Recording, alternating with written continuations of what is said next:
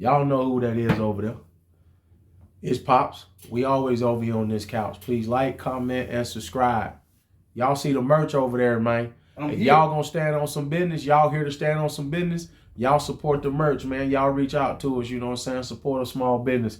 And remember, if you want to throw something on the back and let the world know what you stand on business for, we can throw it on the back for you so they know in the front you here to stand on that kind of business, and on the back they know what that kind of business is.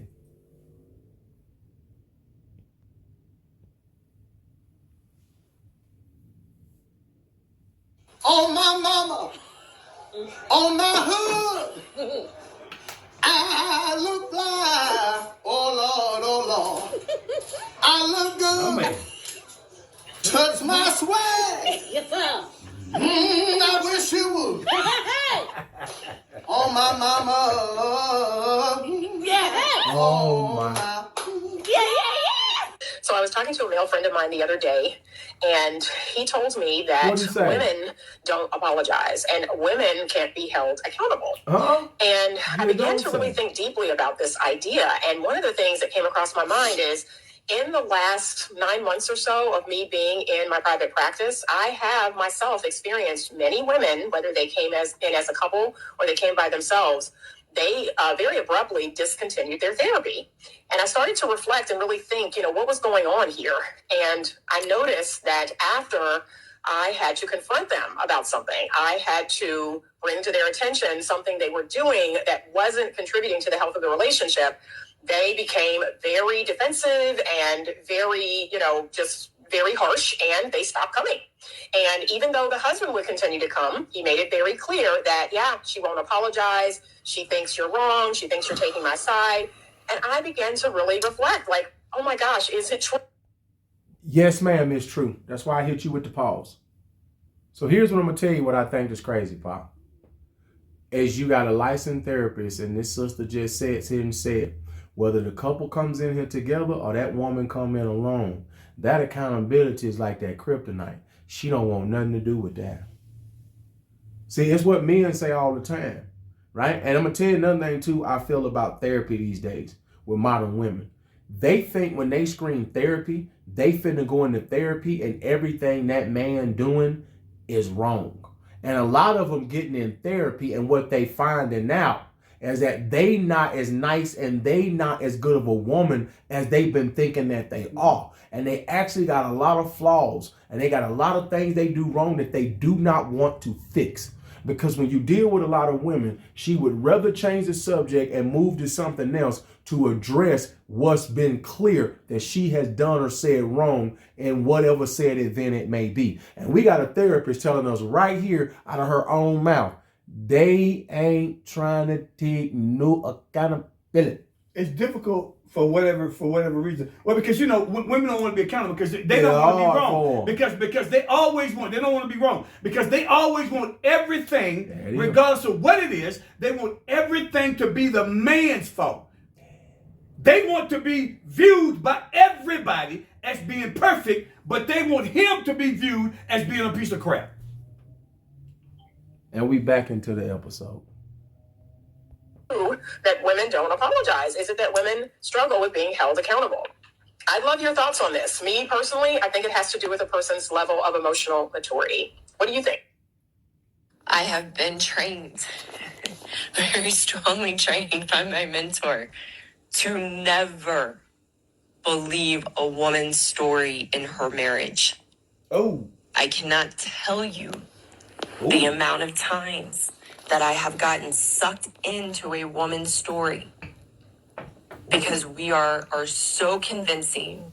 We are so manipulative. We know how to dramatize and exaggerate the circumstances and experiences in the marriage to suck someone in, to feel sorry for it. I'm going to make this part short. Pop, if you reflect on all your dealings with women, right? And I'm talking about every scenario that has some drama, whether that was a homegirl, whether it's a girl you went to college with, a girl you grew up with, or a girl you dated. Have you ever noticed that they never tell the story exactly how it happened, and they don't because you was there? I thought about it the other night after me and you hung up the phone, and I thought it was something crazy based off what she just said when she said, never believe a woman's story.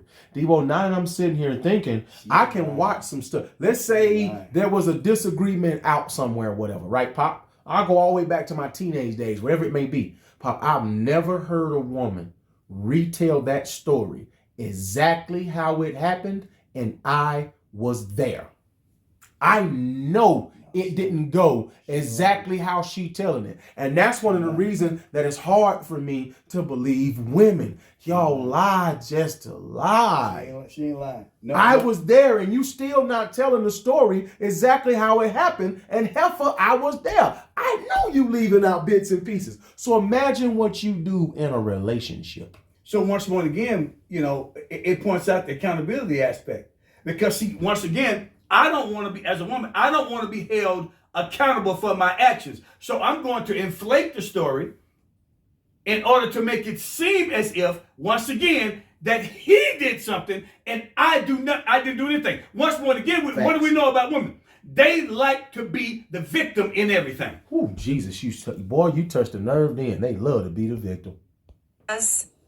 To validate us in our victim story and have even really no awareness to question that story from a woman and try to understand, well, what would the husband say, or what's his experience, so what's his side of the story.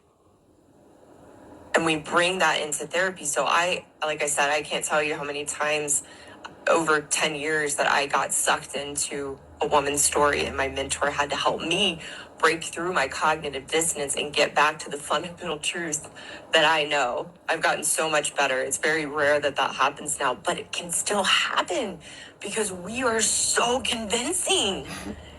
It's just like, it would almost be blasphemy to not believe some of the things a woman says. And oh my gosh, I'm so sorry.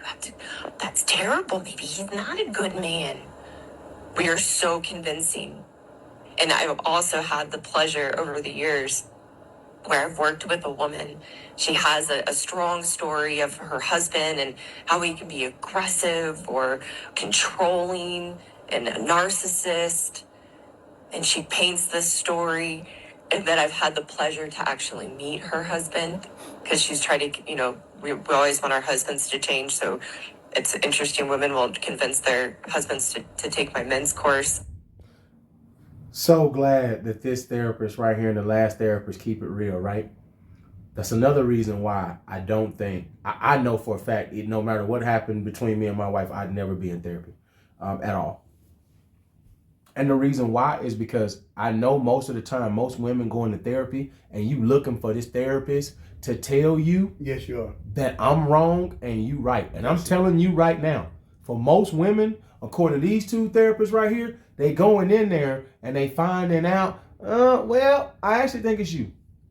But that's the only real reason why they go to therapy. It's the only real reason. Because I want him to change. I don't want to change. That's the only reason.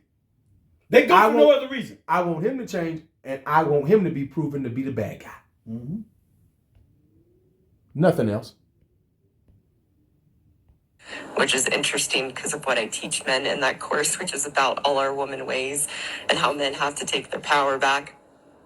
But I've met these husbands, and I meet them, and it's like, oh my gosh, I can't believe she has this story of this man, because they're the typical good man, just loves their wife, is caring, is confused about how they're always wrong and can't be right. And when I meet the husband, it doesn't add up at all with the woman's story of him. So therapists are not trained to break through the stories of a woman. And because they're already biased, they already have that gender bias to believe and take on the perceptions of the woman and have that prejudice towards men, they get sucked in. And here's the thing, is that the very same tactics we use as women in a marriage to manipulate our husbands and brainwash them to believe they are the problem are the same manipulative tactics that we use to draw a therapist into our story and get the therapist on our side. We're using the same tactics, and then the therapist gets brainwashed into believing the man is the problem. I've had several female clients over the years who very quickly trusted me because I didn't buy into their stories. And I called them out on it. I have one client in particular, I will never forget my first conversation with her. She reached out to me. She had this big story about her husband. He never pays me any attention. He doesn't validate me. He doesn't even compliment me ever. He never even says, I love you. And she had this whole story, but she was also sharing, but I know I have these behaviors and this is how I show up. And this is a very high-powered woman with a very successful business. And she gets done telling her story. And I knew I had to be totally direct with her to gain her trust, to gain her respect. And I told her point blank, the problem is your husband is terrified of you because you are such, pardon my language, because you are such a and I didn't mean it mean, and I didn't mean it judgmentally. I was just telling it to her straight. Wow. And also knowing the own experience of myself as a woman and the women that I had worked with. And her jaw dropped open, and I didn't know what was going to come out next. But she just looked at me and she said, thank you. You heard the therapist. City Boys up 1,000. Ball up top. And I'm a big fan of that. And I'm a big fan of that ball up top. As we end this episode, I'm going to say what I said to you earlier.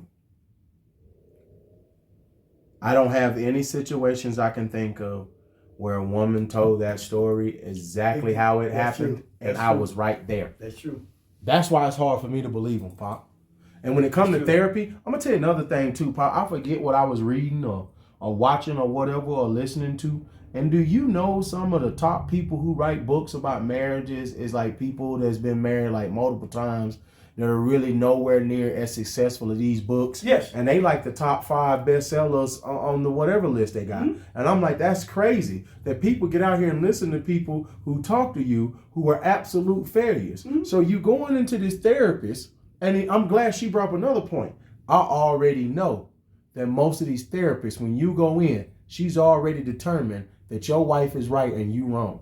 So we would never be going to no therapy, because I know for a fact, if there's an issue, 9 times out of 10, I ain't wrong. You know how how they was just letting it be known, that lady, how they let it be known just how manipulative that the women can actually be. Sir. Because they gonna make the story sound so believable to you. Come on now. That you get sucked in because they believe it. They gonna put on a real good act. And they'll cry and everything. Yes, sir. In order to get you drawn in. And she lying. And then, as she just said, but then when I meet the husband, then I realize you can't begin to be lying. Look, she know that woman's a nightmare on Elm Street. That's why she bleeped it out and called her a B. She said, bottom line, you a nightmare on Elm Street. That man been living with Freddy Krueger. Are you sitting around here? That man been living with the Bride of Chucky. you sitting around here, and all y'all doing is lying. You once again, lying. the only thing once again is it's amazing how once again you do not want to take accountability, and that's the reason why some of the women don't come back to therapy. Zero. A lot don't come back They don't come back because now when the therapist start talking to them about them being accountable for their actions, now I don't want to talk to you no more. I want to hear that. Look, I don't want to hear you. I don't want to talk to you no more. From one woman to another, I don't want you to tell me for me to be accountable, because what I want you to tell me is that I want you to be on my side as a woman. I don't want you to be trying to hold me accountable. And that's what I paid my money for. It's me and Pop. We over here on the couch. We over here on YouTube. Y'all come check us out.